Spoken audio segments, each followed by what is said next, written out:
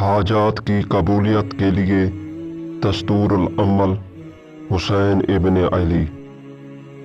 امام حسین علیہ السلام پیغمبر اکرم صلی اللہ علیہ وآلہ وسلم سے روایت نقل کرتے ہیں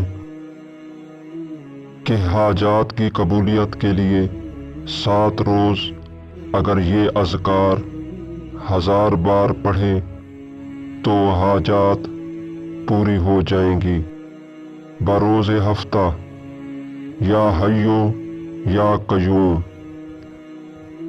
بروز اتوار ایاک نعبد و ایاک نستعین، بروز پیر سبحان اللہ والحمد للہ، بروز منگل یا اللہ یا رحمان، بروز بدھ حسبی اللہ و نعم الوکیل، بروز جمعرات یا غفور یا رحیم، بروز جمعہ یا ذی الجلال والاکرام۔